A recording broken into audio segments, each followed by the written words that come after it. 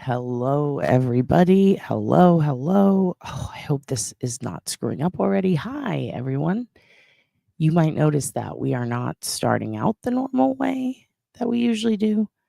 And this is probably going to be a lot shorter than we usually do because I will be back this afternoon after work. Right now, I'm actually doing daytime things and I have like a 30-minute to an hour left on my break. So I thought that I would go live with you because we have very exciting news.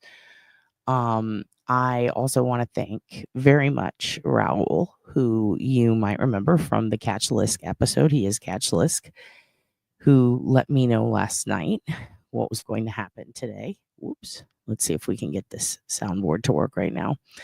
Let me know last night what was going to happen today so that I could make sure I got up extra early so that I could get a good cry in because I knew once they announced this, it was going to be crazy. I wanted to watch it on Duty Ron with the rest of you guys because he's been on Lisk's ass since day one. And of course, got to be there with Papa Ron. Got to watch that shit. Him and Ed went live. They shared the press conference. I saw it and I was in shock. For those of you guys who don't know yet, they have identified Peaches and Baby Doe from the Gilgo case. Thus far, it seems that I'm not gonna say. Oops, I'm not gonna say it's not connected, but it seems that because they have had this information for at least 2 years now, at least, that they've had ample time to, I would assume, make connections that they would need to make. And it seems that those connections have not been made, so much so that they are offering a $25,000 reward to anybody who has any information leading to a solution in this case. And they are soliciting tips, which makes me think I'm going 75% on this, that this is not Rex. And I mean, I understand that I still get pushback from this, and I understand that while I was wrong about one of the victims from the 90s who I was 90% sure not connected, is connected. So, I could be wrong here, but I do think some of the victims, if at least one or two are not connected to Rex, and this was one of them that I was curious about because she went missing in the mid 90s. There were a couple of other people in the area who did similar things around that time. The thing that makes this young lady stand out is her history, her occupation. It seemed that she might have worked at a medical office. She was also in the U.S. military, and she served in the Persian Gulf War. And when I tell you my jaw dropped to find out that she was stationed at Fort Sam Houston in San Antonio, would be an understatement. Um, let's just get some of the things out of the way right now. First of all, yes, she was in the military. Yes, she did serve in the Persian Gulf War. Yes, she was a single mother. No, she was not reported missing. And that is confirmed. She was not reported missing. A lot of people say that was so sad. It is sad, but the reasons why, from what have been gathered, seem to, I mean, for me at least, they make sense. The only thing that I was banking on with Peaches was, and I had no doubts in this, and it seems that this could be what's going on here, is that her family, we know that she was related to Elijah Powell and May Packer out of Alabama. Everything that I could gather the last few years since that info came out was that one of the reasons we likely wouldn't know about her identity, or the family wasn't open about it, or posting about it a lot on social, like one of the reasons it was so hard to track and to trace was due to a religious element. A lot of her extended family, if not all of them, live in the South in a religion that is very much, I would liken it to something like Quakers almost, or Amish, like, but not really the same type. Like, hold on, this board's giving me problems. They stay on the land. They don't really watch TV. They aren't really big into social media. They are very, very religious, and it seems that I'm not saying they are. Why does this keep messing up? Of all days, of all days. Give me 1 second. Oh, well, that just came completely off. Okay. Well, this is gonna make things a little more difficult. Sorry, the button just popped off. I don't know if I'm going to have the power to turn this up and down. Hold on.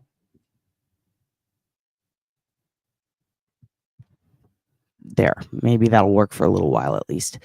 So it seems that the you know, I'm not sure if this is true, but it seems that she had some cousins that maybe pointed out on some social media that perhaps the reason she was estranged from the family is because maybe they didn't know about her, and because of this religious element, there is a likelihood that she was not disclosed to some of them.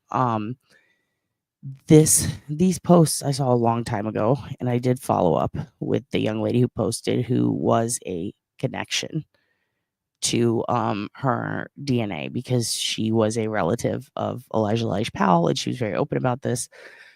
A lot of people gave her hell on Reddit and on social media, so she took her post down. When I spoke with her, she seemed very genuine, and she essentially said, like, look, this person is somehow related to my family, and we didn't know about her, and we are of the age where we would have. So that makes us think that, there's a connection that we're just not aware of. Maybe somebody had a baby and didn't tell us. It was basically that. Um, Simultaneously, there were people in the family who could take DNA tests, but again, due to religion, that's not like 23andMe's are not their bag. That's not something that they do, or were really it wasn't really a situation. It seemed, from what she told me, that it was like, oh, we don't want to catch a serial killer. It wasn't like that. It was a situation where it's like they just fucking come on. They just fundamentally don't do that sort of thing. Sorry, I'm probably gonna have to edit a lot of this out, because this is really, I'm gonna have to figure something out soon, because this board is crapping. So anyway, with that said, why don't I just skip all this and we will just play the press conference for you? But I will tell you this: Fort Sam Houston and San Antonio, I have a lot of family who worked there, and who worked there specifically in those years from the mid 80s to the mid to late 90s. Some very close family, actually. One of which may have served with her, and I sent him a picture, and I'm waiting, because he was in the military, trained at Fort Sam. And another family member of mine worked as a nurse and a trainer at Brooke Army Medical Center, which is the forearm, if you will, of Fort Sam Houston. Now, because she may have had some sort of medical background and lived at Fort Sam Houston and trained and worked there, I immediately was like, okay, well, I have a lot of people that I can send this to and see if they recognize her. One in particular, I'm very curious about. I do wonder if he knows her, because he did, I believe, train quite a few of the Army recruits there, and or at least they did workouts every morning. So I'm like, I wonder if he knows her. I'm hoping. But the San Antonio link, I did not expect at all. The Fort Sam Houston link, fucking small world. With that said, the people that you are looking at right now are Tanya Denise Jackson to the left in her military camouflage, and to the right, her daughter, Tatiana Marie Dykes. I don't believe that she was married to the father. I could be wrong. But he did not report her missing, but at the same time, they were, it seems, estranged. The parents and the family of her seemed to be estranged. She was in the military, so she traveled quite a bit. She lived in New York, San Antonio, and a couple of other places. You're going to hear about that in the press conference. I'm kind of shaking a little bit, because immediately after I start looking into her, and first thing that I could find was her apartment that she lived in. She had a roommate, it seems. She had that roommate from 1992 to well after she went missing. I found that very interesting. Seems that the roommate has passed away since. The roommate was 1 year older than her and continued to live in that apartment for years after she went missing. So I was very curious, hey, did you know your roommate and the baby that lived with you were gone? And she's it seems there's an obituary for her, so I don't know. I don't know what's going to be found out from that, but I do know that she had a bank account, a mutual trust account that in 2003 had yet to be touched. So it doesn't seem that anybody might have been, using her cards or anything. Like nobody seemed to have drained the account. So I find that very weird. To me, that seems like if it were someone who were perhaps robbing her or trying to take something from her, or just a crime of like, let's get rid of her and take, that bank account, that credit card or debit card probably would have had a hit on it. But it seems that the money sat there and then in 2003 was released to unclaimed property. So that's interesting. She had a roommate, the exact same apartment in the same building, who was her age. And it seems that, nobody reported them missing. So I thought that was very weird. The roommate is passed away in 2017. So I just don't know what to think of that. I haven't seen that reported anywhere. That's just shit that I found on my own, and I hope I'm wrong. But if I'm not, then that's kind of concerning. I do wonder if that roommate had family who maybe met her or knew of her. Also poor roommate, because she might have just thought she got ditched, she might have been like, oh, well, there she goes again. I do think it's very strange that, if someone goes AWOL, typically the military will go look for them. It makes me wonder, since she had a 2-year-old, was she, discharged from duty honorably? She is buried in a military, military graveyard, since the family found out. And, I just think that's very strange. She could have been honorably discharged or just discharged due to, being pregnant, having a baby. Maybe, her working a civilian job could have been the issue. Also, she was very close to an army center, just literally within blocks. So she, and I say center because I don't think it's a base. It seems like it could have been medical related also. So, and I don't think she would have hitchhiked to Web Toy because she did have a vehicle. She had a vehicle. Also, I think that tattoo artist was full of shit. And Raoul thinks so too. So I don't mean to speak for him, but we agree. Like, I think that guy was, because here's the thing, there was a lot of flash art that came out that year, especially colored flash, and, allowing, tattoos in certain boroughs didn't come about till like the mid 90s. I think it was 94. It was like the same year CODIS happened.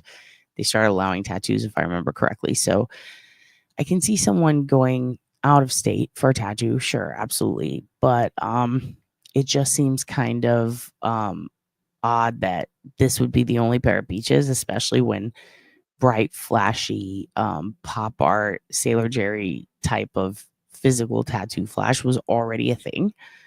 So, because it was a common flash tattoo, it's not like those are peaches that he freehand drew. They were from a page that anybody could get that exact tattoo, exact color. So it does make me think that he probably gave that tattoo to someone, and it might not have been her. Wondering why her work partners didn't notice. She didn't show up to it. See, we don't know that though. They might have noticed, but in order to make a missing persons report, you need to be either a relative, someone who lives with them, someone who knows them, and also it's not illegal to go missing.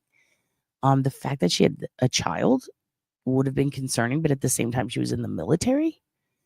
However, if she was discharged, who would they call? They would probably call the police, and the police would be like, okay, we'll follow up. They could have done a welfare check. Maybe no one was home. Like, it could be all sorts of circumstances. Also, good morning, Noel. Thank you so much. Good morning. I appreciate you. It's really weird being up in the day at this time for the second day in a row. Um, I have been getting up fairly early, but usually way earlier than this or a little bit later. So it's kind of strange, but I'm working on it. You're waiting on your hoodie and your shirt. Please let me know when you do get it and if you enjoy it. Let me see some of the comments here before we play this. Yeah, I have no idea why her employer didn't report anything. I mean, they could have maybe, and then it could have been fruitless, or the police could have just seen no reason to react to it because she was an adult and because she seemed to be always on the go. Yes, thank you, Tanya, for your service. Now, one glaring thing that I'm just gonna say that, and yes, Raul is amazing. Yes, she was very petite. This the most adorable little angel baby. The little baby had jewelry. They lived in a nice apartment. I was looking at like the cost of the apartment back then. Like she seemed to have kept up with her bills. She had a functioning bank account. She had a car. She had a job. She was well gainfully employed. She seemed to be very, very independent. Good morning, Satan. I I'm just kind of a little surprised because the profile that everybody presumed for so long, was that this person, this victim, could have been involved in sex work. And then there was all sorts of conjecture about, also yes or no leads.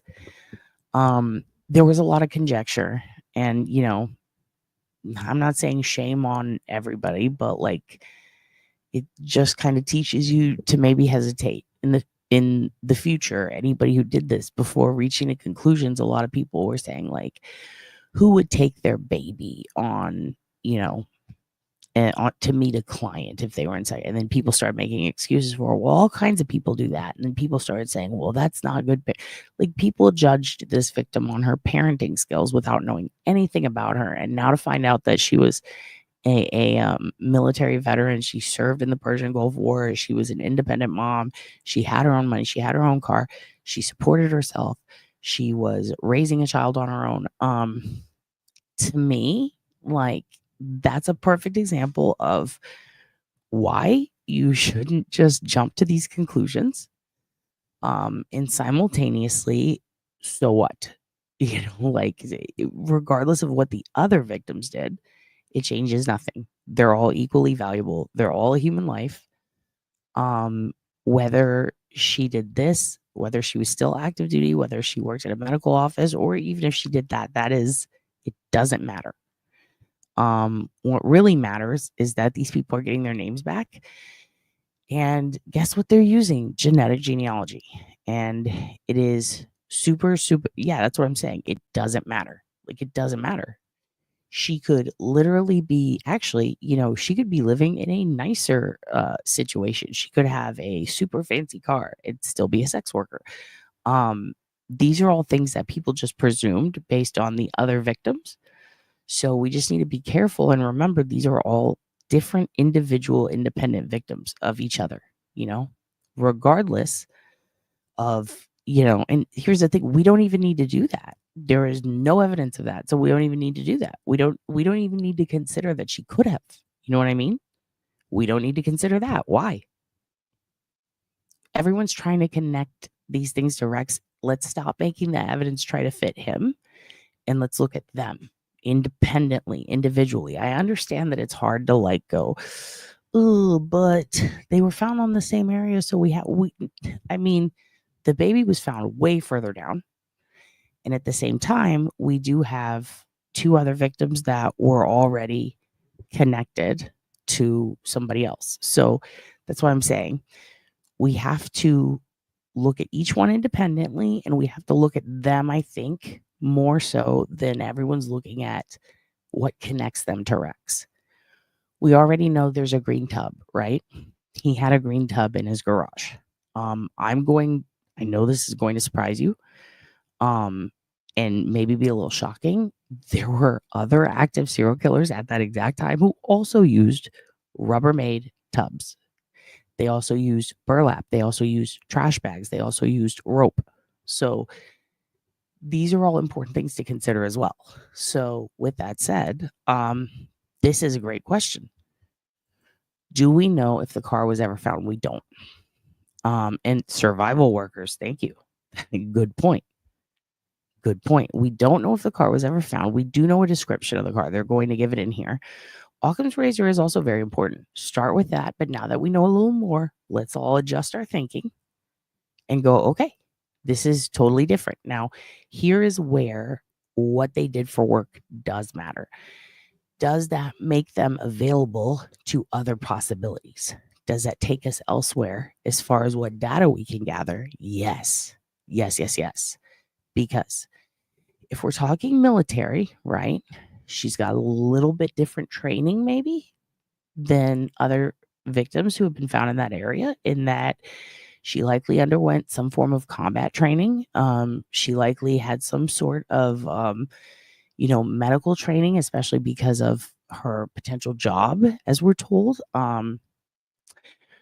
We know that, I mean, the amount of things that they teach you in the military really depends on exactly what she did. We're kind of looking into that now, I'm sure, now that everybody knows her name. She's gonna have different skills. She's gonna have different, speaking of survival workers, different survival skills. Um, that is a good point, Charles Manson. That's what I'm saying, is this you're right. That's when we look, what I mean by when we're looking at the work, that's kind of the differences. That's what separates it a little, is she didn't have as high risk, if you will. So I do wonder if that had anything to do with the concern. And by that, I don't mean it like people didn't care. I mean, people might have been like, oh, she's fine. She can handle herself. This could have been a possibility when we ask ourselves, why was she not reported? You know what I mean? She could have been a very strong, independent, like, person who just didn't ask for help. So when people didn't receive a call for help, it wasn't unexpected. Um, Reminds me a lot of Christine Belusco. Also had a baby, also around the same age. Also, missing for 2 decades and nobody reports her. Actually over 2 to 3 decades in that case. And nobody reported her. However, family still loved her. Yeah, so here's the thing. I do believe the situation with her baby daddy was a situation where they might have been stationed. This is just my opinion based on some of the things that I found. Seems like he might have been stationed far away from her, and they had an agreement, and she left. I'm not gonna say more than that, but it seems like it was a situation where she's like, I'll raise this baby on my own, bye, and then bounced. Were they talking to each other? Were they in communication? We have no way of knowing that yet. However, it would make sense if she, leaves town because she's in the military. I can't confirm that yet, darling. I want to wait, but I will say this. Yeah, and if she had been discharged already, then no AWOL. If not discharged, then AWOL. So that's also complicates things. If she left town, right, and the baby daddy is in another town, and she's like, I'm raising this baby, I don't want any part of you, then he would have no reason to report her missing. So, just a heads up, anybody who does find out who he is, don't bother him. The police have already talked to him. The FBI's already interviewed him, but I'm gonna go ahead and play the press conference now, and we will watch it together if you didn't see it. Again, Duty Ron and Duty Ed already aired it, and I think Grizzly. If you want to watch it later, you can watch it there. I'm gonna play it now. I'm going to probably not pause much at all to comment because I really want you guys to hear it if you haven't heard it yet. But I will say this. Yes, Veni Vidi Vici. I did. I did. And actually, she lived literally so Brooklyn, or not Brooklyn, but the whole that island area, right? Long Island area. It's like like a sideways peg leg. I don't know how to explain it, like a carrot shape, right? So she's in Brooklyn, right on the other side of the road. Like she would have to cross the bridge and then go through the financial district up to get where Rex was. It's actually a pretty good distance.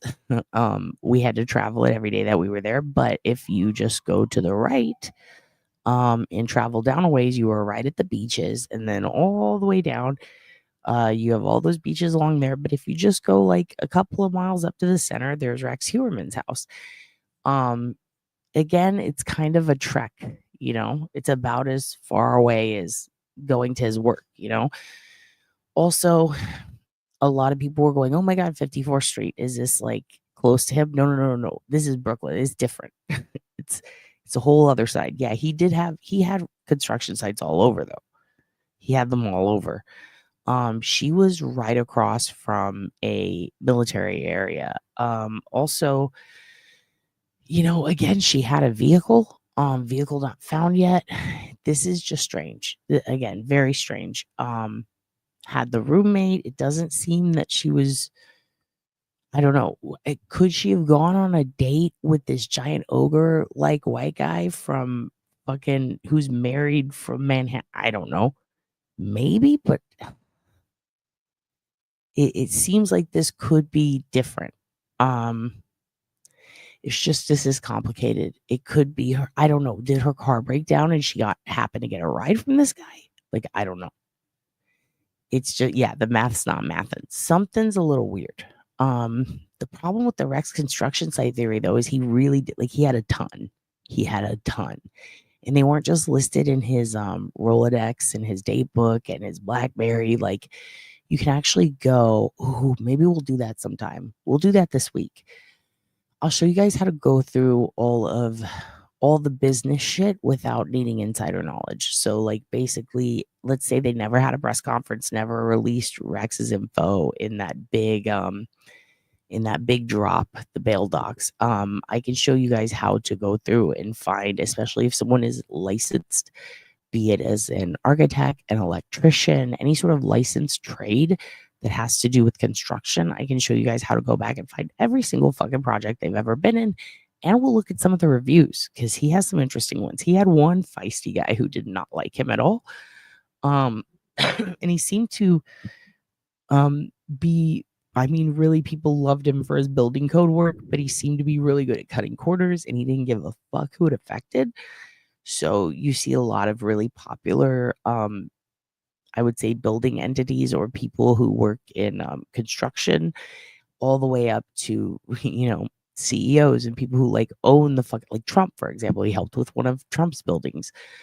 Yes, lots of gentrified areas. Also, lots of areas with a lot of tragedy. Like if a building burns down, it crumbles. Parking garages that just fucking bust down because they're 200 fucking years old, tenement housing. Like, he was all about taking something old and trying to really just bleed it so that they could get as much use out of it as possible, skirting permit codes, things like that. So he was also in small claims court a lot. So we'll go through and I can show you guys how to find that.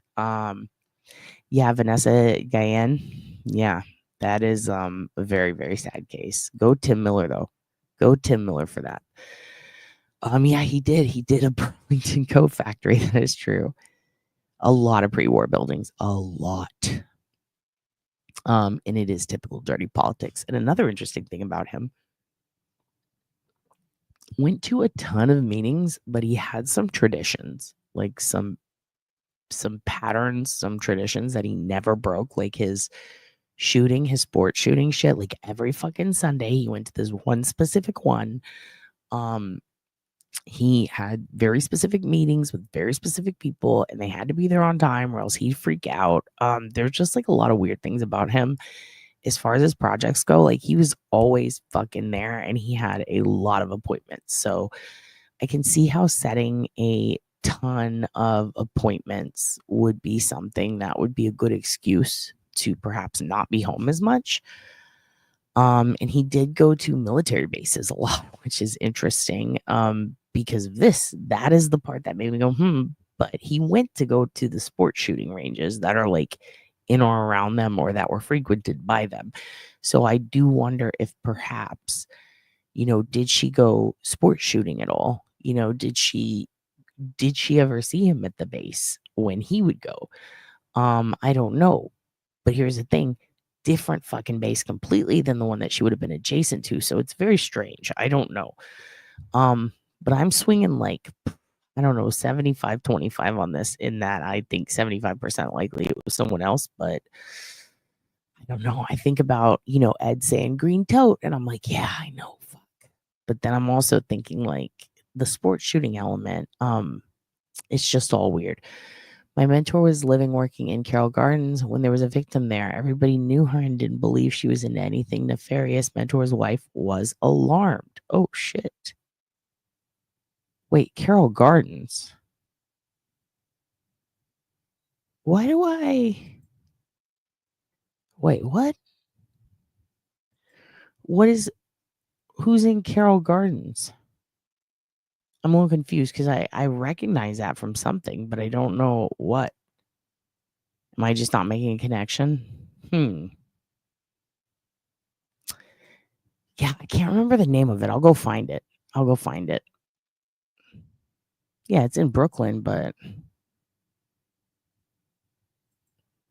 wait, did I read that wrong? Wait. When there was a victim there. What do you mean a victim? Like of... Oh, wait. Kitty Genevieve's case. Okay. Park Slope is beautiful, by the way. Lots of condoms in that park, but we always go where real estate is dirt. Oh, okay, I see. Was there a victim of what? Of Lisk? Oh, okay, you're trying to type. Okay, it's cool. All right, here's what I'm gonna do. I'm gonna play this for you guys, the press conference, and then Lisk. Okay. I wasn't sure if you were talking about another case. And also I was like, is Carol Gurn the place or the person? Is there a person named that? Yeah. And Dumbo has some crazy police stories about the plumbing that I got obsessed with when I was visiting New York. I remember reading something about it and being like, I'm gonna look at this when I get home. And I came home and spent like a week obsessing over the Dumbo area plumbing and the cops. Talking about her when I entered the program. I'm terrible. No, you're not terrible. I love this. How we learn. I love reading you guys little clips and then learning about it. So this is interesting. Also, wasn't there a girl? Was that where was Rex when he jumped out at a girl from the bushes? Do you guys remember that? Like right when they announced it? Yeah, Park Slope is fucking beautiful. Like I'm from Texas, so everything here is brown or green. Park Slope had like red and yellow leaves, and there was like a bird aviary, and then I found a lot of condoms. Yeah. I'm just trying to remember where that place was where he was it Massapequa Park itself? He jumped out at a jogger from the bushes. That was by his house. It's interesting how Bay Ridge, Brooklyn, home of the Bay Ridge Boys. Oh, I wanted to go there and see if I could find mafia men in tracksuits, but I never made it. Fuck. All right, let's go ahead and watch this. Before I fucking go off. There's just so much here.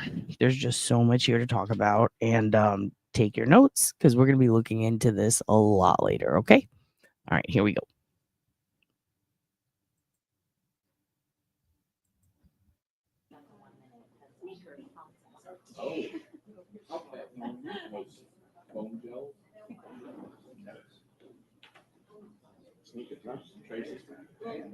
That's been a minute.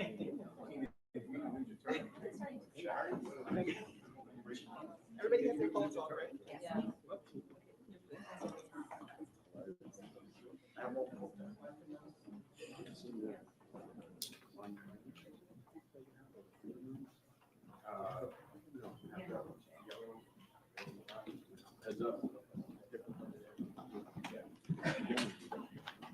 Nobody has nothing to do today?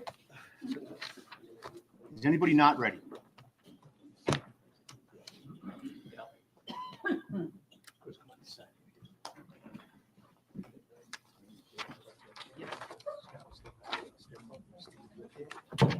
Yeah, come on the other side.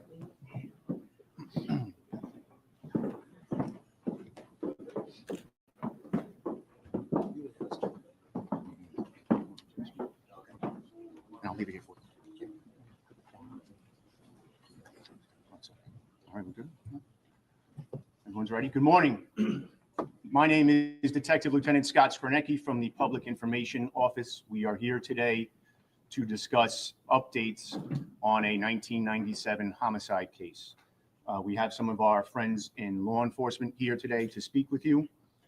You'll hear from the Police Commissioner, Patrick Ryder, the Nassau County District Attorney, Ann Donnelly. From the FBI, we have the Assistant Director in charge of the New York Field Office, Chris Rea, as well as the Special Agent in charge of the New York Criminal Division, Leslie Bakshies. To provide some details about the investigation, you'll hear from the Commanding Officer of the Homicide Squad, Detective Captain Stephen Fitzpatrick. Commissioner? So good morning, everybody.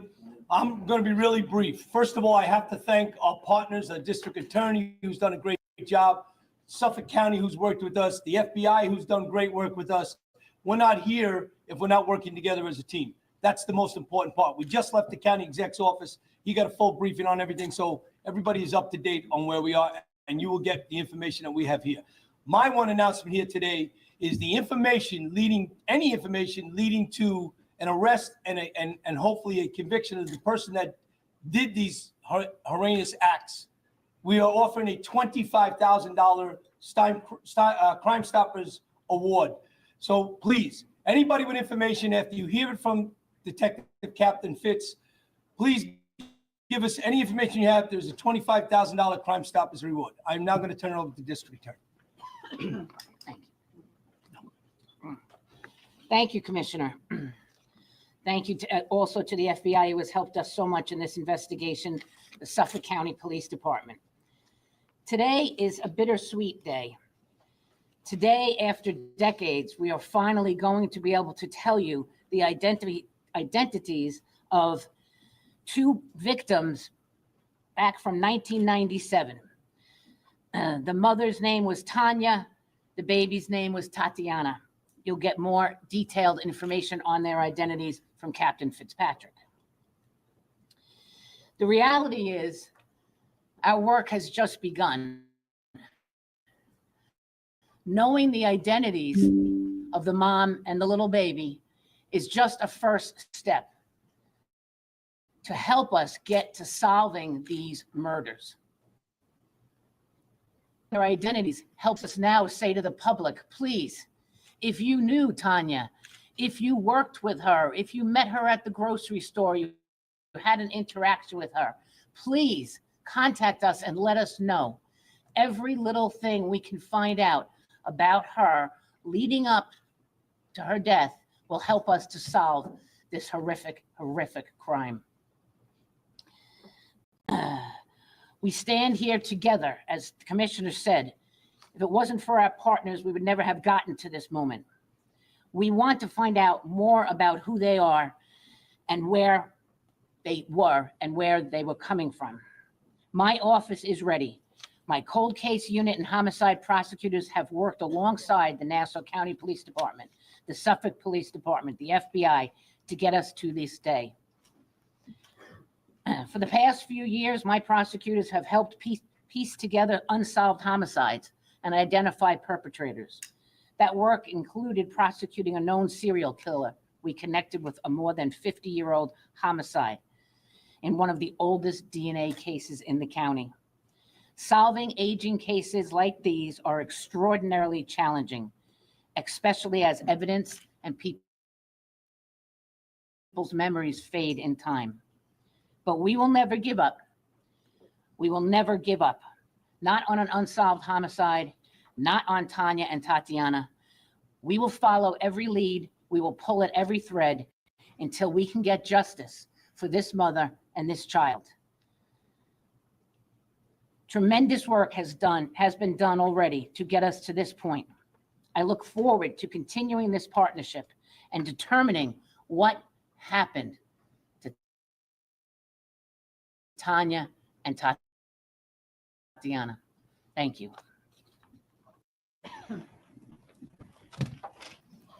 All right, good morning. I'm Christopher Rea, the Assistant Director in charge of the New York Field Office. I first want to start by thanking the DA as well as the Police Commissioner in allowing us to be part of this press conference today, as well as being able to share our role as an assisting agency in this matter. It's an honor. Also, guys, I'm sorry. I don't mean to interrupt, but I did just get confirmation. I was looking into something while this was playing because I have already seen it, but I wanted to continue checking. Her roommate, it seems, was a relative. So that's interesting. So she did live with someone, it seems, in that apartment in Brooklyn, and that person's maiden name is also the same as hers.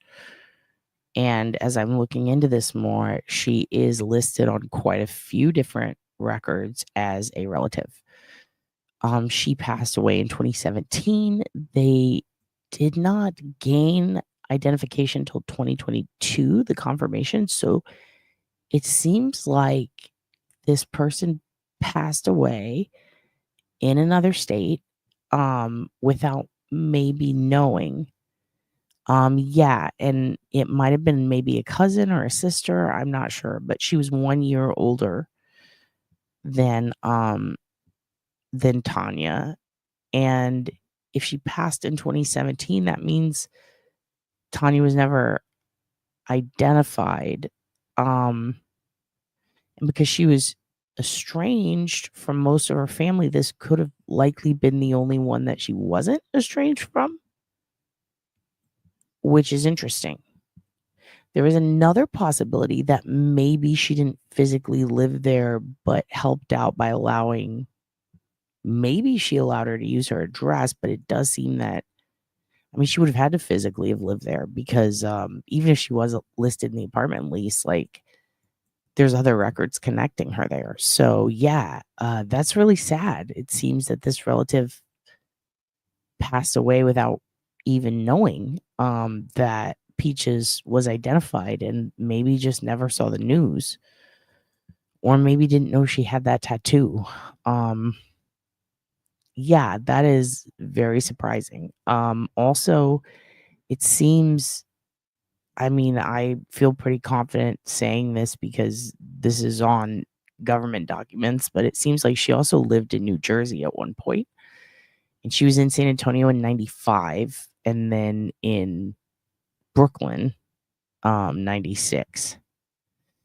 And before that, possibly Maplewood, New Jersey, and Mobile, Alabama, in addition to one or two other places. So, wow, okay. She seemed to move around a bit in those mid 90s years. So, interesting. Let's keep going. We're here to be in the presence with the Commissioner and the DA and the other law enforcement entities that work this case as we announce our joint role in working to identify Tanya and Tatiana. I hope today's announcement brings a sense of peace to their family and loved ones. I must first thank the persistent efforts of Nassau County Police Department. Their tireless work to ensure Tanya and Tatiana were not forgotten. And it's the reason we are all here today. This announcement highlights law enforcement partnerships at their finest. Investigators who were unwilling to yield and accept what may have seemed like a dead end, but instead sought new avenues to find answers. By inviting the FBI to help in this case, we were able to contribute new and innovative resources to the table in the form of our immensely skilled investigative genetic genealogy, or IGG team. You may have heard a lot about these teams recently in several cold cases across the country. The IGG team combines crime scene DNA with traditional genealogy research and historical records to generate leads to identify unknown DNA, which is what happened in this particular case. The meticulous work of our team, in partnership with the determined efforts of the detectives from the Nassau County Homicide Squad, ultimately helped confirm the identities of our victims in the case. I'd also like to thank the Suffolk County Police Department, both the Nassau and Suffolk County District Attorney's Office, the Nassau County Medical Examiner's Office, and the Suffolk County Crime Lab for their invaluable partnership and assistance in this investigation. This sharing of information and techniques demonstrates a crucial role of long-ship partnerships. Quite simply, this case would still be unknown victims had these partnerships not exist. Today, there is nothing we can't do.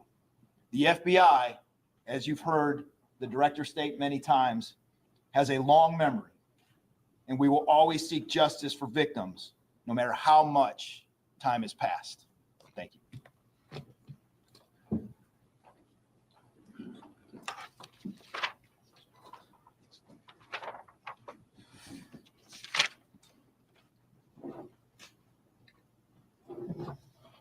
I'd like to thank everybody for being here today to help us in this pursuit for justice. As you see up on the screens right now is the infamous tattoo of the peaches. Today, we'd like to provide an update on these identities of the two homicide victims who have historically been referred to by the nicknames Peaches and Baby Dove. The first victim was an African-American female. She was located over 27 years ago. On June 28, 1997, her torso was found in the Hempstead Lake State Park, which is located within Lakeview, New York. This victim had the tattoo you see up on the screen on her chest. It's a heart-shaped peach with a bite out of it with a drop coming from it. Based on this tattoo, the victim has commonly been referred to as Peaches. The second victim was Baby Doe. Baby Doe was the second victim discovered just over 14 years ago. On April 11th, 2011, she was found near Ocean Parkway in Babylon, New York, and has been included with the Gilgo Beach murders. This victim was a toddler. She was believed to be 2 years old at the time. She's been referred again as Baby Doe. In 2015, the victims were linked. Through DNA analysis, Peaches was identified as the mother for Baby Doe. Although we linked them together as mother and daughter, we still did not know their identities. In 2020, the FBI assisted us, and the DNA was turned over to their team. They began their investigative genetic genealogy studies, which would eventually lead to the identifications of these victims.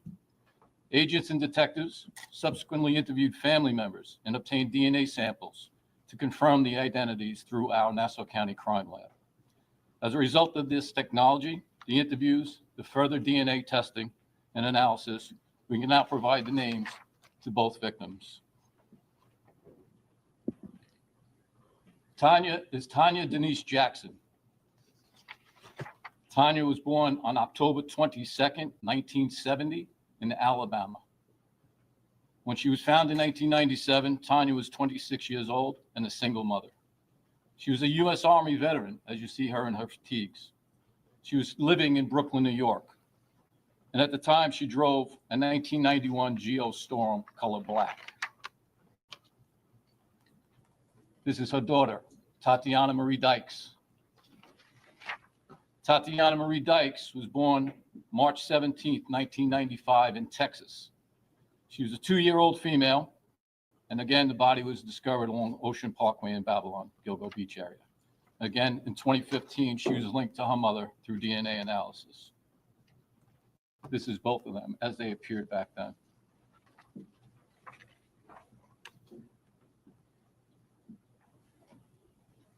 Sorry, I'm gonna go As the back DA real quick. said now, Yeah, so veteran. So she was discharged. Yes. Okay. So she was out of the military at that point.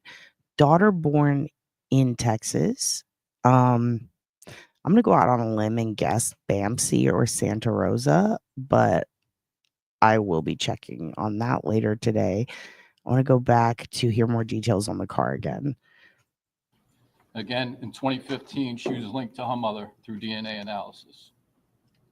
This is both of them as they appeared back then.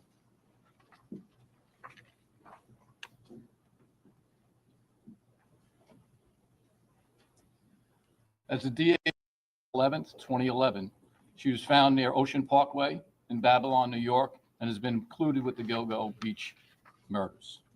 This victim was a toddler. She was believed to be 2 years old at the time. She's been referred again as Baby Doe.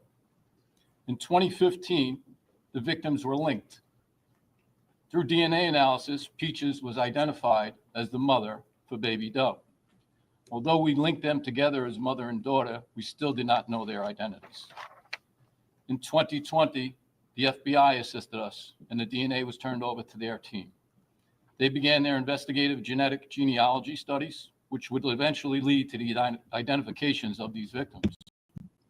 Agents and detectives subsequently interviewed family members and obtained DNA samples to confirm the identities through our Nassau County Crime Lab. As a result of this technology, the interviews, the further DNA testing and analysis, we can now provide the names to both victims.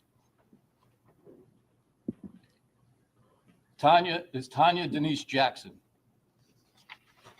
Tanya was born on October 22nd, 1970 in Alabama. When she was found in 1997, Tanya was 26 years old and a single mother. She was a U.S. Army veteran, as you see her in her fatigues. She was living in Brooklyn, New York. And at the time, she drove a 1991 Geo Storm color black. This is her daughter, Tatiana Marie Dykes. Tatiana Marie Dykes was born March 17th, 1995 in Texas. She was a 2-year-old female, and again, the body was discovered along Ocean Parkway in Babylon, Gilgo Beach area. Again, in 2015, she was linked to her mother through DNA analysis. This is both of them as they appeared back then.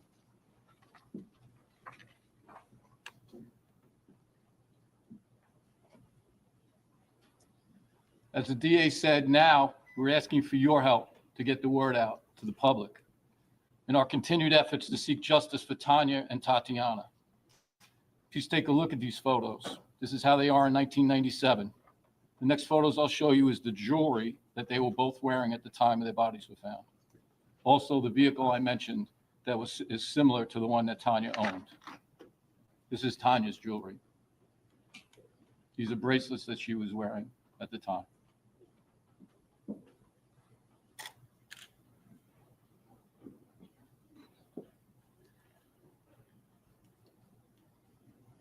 This is Tatiana's jewelry, a pair of earrings and a necklace. The aspects are front and side views of them. It's not multiple earrings. It's just in one pair. This is a Geo Storm that's similar to the car that Tanya owned and drove in 1997. Obviously, this is not the actual car.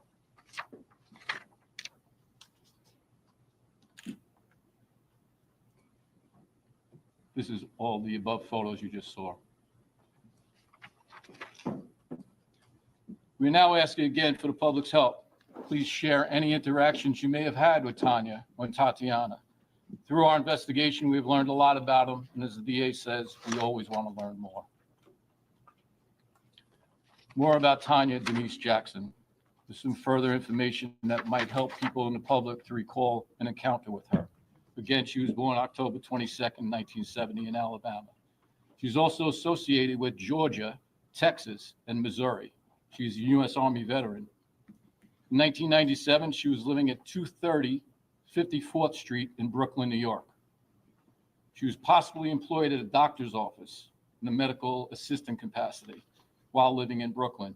While she would go to work, it's reported to us that there might have been a female friend or neighbor who would watch the baby when she went to work. Tanya drove the 91 Geo Storm. Tanya served honorably in the U.S. Army from July of 1993 to February of 1995 in the following military installations: Fort Sam Houston in San Antonio, Texas; Fort Gordon in Augusta, Georgia; Fort Leonard Wood in the Missouri Ozarks. Anybody who's in the military that might have served with her and remembers her, please be in touch, get in contact with us. Did you serve with her in the military? Were you a neighbor or coworker during her time here in Brooklyn? Maybe you saw them at a medical appointment where she worked or were her friend. We want to hear from you. Now, although Tanya and Tatiana have commonly been linked to the Gilgo Beach serial killings because the timing and locations of their recovered remains, we are not discounting the possibility that their cases are unrelated from that investigation. Speculation and theories by people and on the internet should not be brought into this. As this investigation moves forward, we will continue to work closely with all our law enforcement, local and federal agencies to move forward, including Suffolk County. We'd like to thank all the agencies for all their help, for being here today, for ensuring that we could get to this point. This has been a culmination of a lot of work, as the district attorney said, for many different people over the years, retired detectives that still show interest, that call and tell us about things.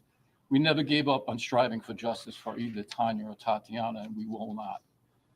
But we know there's more work to be done, and we're determined to find the reasons and circumstances that led to their untimely deaths. If you have any information, please reach out to us directly or through the Crime Stoppers number you will see soon.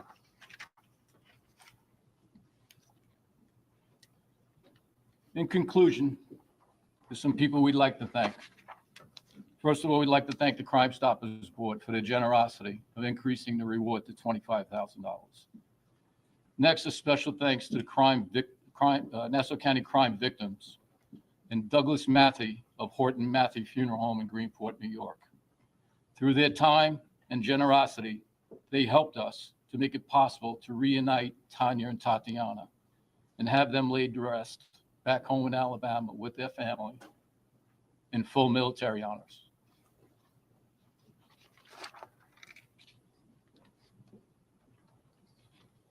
Again, this is Tanya and Tatiana. We will not discuss evidence. We will not discuss suspects. We will not discuss any facts of this case. We're just giving information at this time and seeking feedback and information of people that knew them. But I will open it up to questions. When did you identify them? So back in 2020, we gave our DNA sample to the FBI. They started their work, which was long and tedious. Their researches, if you knew how much it took, it's incredible, the work that they put in. In 2022, I believe they came up with an identification they believe might be the two. In 23, we had a meeting with the FBI where they revealed their information to us, and we immediately started traveling to gather DNA samples, interview the family, and in early 24, we positively identified them as Tanya and Tatiana. Have you identified the father of the child? We have identified the father. We have spoken to him, and he's been cooperative. Is he considered a person of interest? I wouldn't even say that if it's true. Did the father report them missing? He did not. So she was Tanya's relationship with a lot of people, unfortunately, was estranged. Even her family, she was estranged from. So there came a long time when she wasn't reported missing by people. And she was traveling with the military and such, so that made it possible for that to happen. I guess that the father and Tanya were not living together because it's so close, like They were not living together. Can you tell us why it took a year to announce to us that they've been identified? We had 27 years of catching up to do. The needs of the investigation dictated that we withhold that information until we talked to the family, settled their remains, and put them laid into rest. When did that funeral service happen? Within the last month or two. Sorry. Could you tell us exactly where she was located? I'm sorry? Could you tell us exactly where she was located? Who are you speaking to? Peaches and Peach's torso was found in Hempstead Lake Park in Lakeview, and the toddler was found in the easternmost point of Ocean Parkway.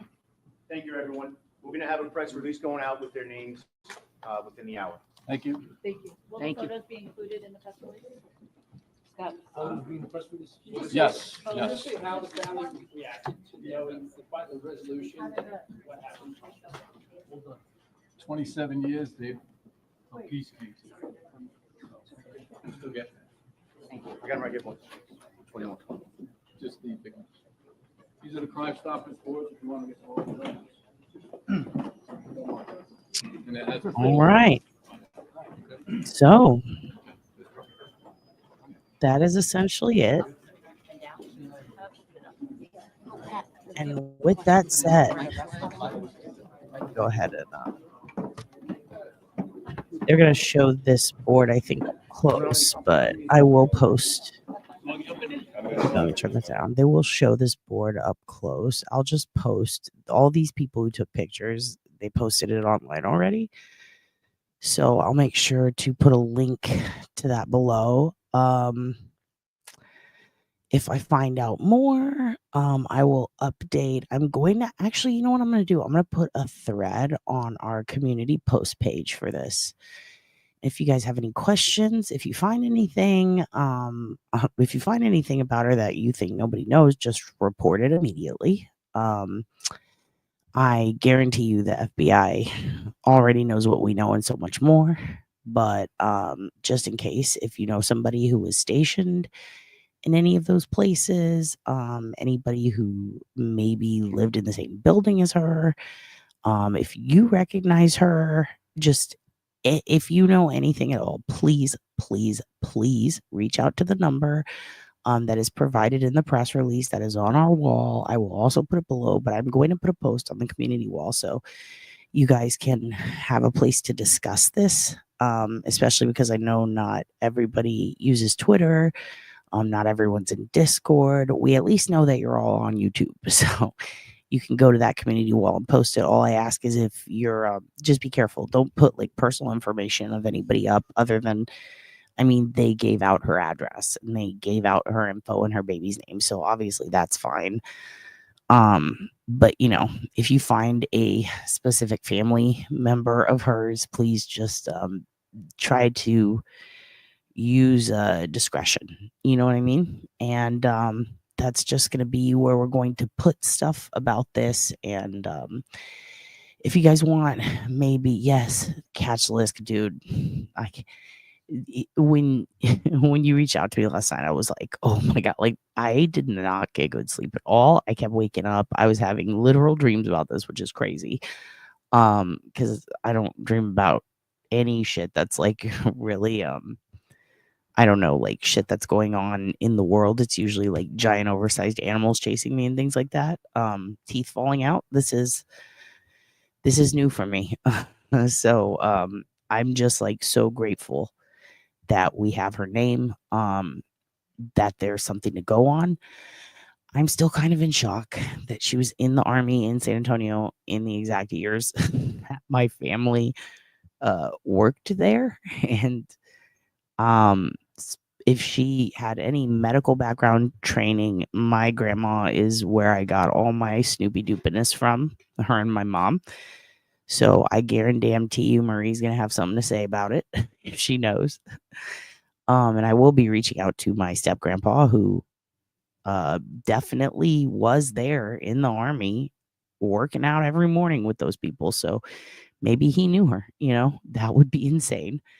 I don't know that either of them are that up to date with this case or maybe even know about it. So, I mean, I'm sure my grandma does, but I don't know that they are on top of it. So I'm going to send that to them and see if they can send it out to all their military friends and buddies who were stationed at Fort Sam as well or at BAMC. And I'm going to just keep looking into it. And if you guys find any records for a 91 Black Geo Storm, if we can find any impoundment, I'm sure that they've looked through all this, but just in the off chance, if you recall, you know, maybe someone you know bought one in 92 or something. I don't know. I'm curious if there's police auctions going on, if it was impounded, if it was sold. I don't know if they did that back then. I know they did that here in Texas. I don't know if they did that in New York. I've already combed through a lot of unclaimed property records so far, and it seems that everything that they've told us on the news lines up. It's just very fascinating that the victim profile is so different. But I just do want to remind you guys again, you know, it doesn't matter if they're in the military, if they're, you know, in the service industry, if they're in what is it Raul says, if they are survival workers, none of that matters. All these women went missing. Women and male went missing and were, you know, were found under these nefarious circumstances in a relatively defined small area.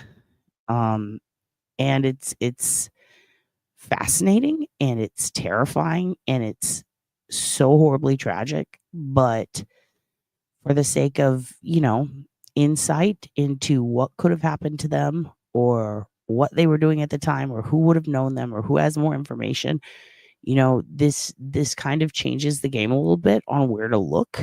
But beyond that, not much difference, because none of these people deserve to die. None of these people deserved what happened to them. I don't care what they did for a living. But this definitely gives different avenues to explore. And I know that there's a ton of you in here who served yourselves or have family members in the military. Can't hurt to ask, especially if they were around in the 90s in the Army and spent any time in any of the bases or places, I should say, that were mentioned. So thank you guys so much for being here. I'm sorry it had to be, under these circumstances, and that it's unfortunate that there are any victims at all, but grateful and excited that they finally got their names back and get to rest. So I guess the next step would find out who the fuck did this to them, and if there's anybody who can help. So yeah, just share this with every single person you know. Not this live, but like share this information, you know what I mean? Like share her picture, email it to friends, send people, any information you have to anybody who you think could know anything. With that said, I have to go back to work, but thank you guys for being here.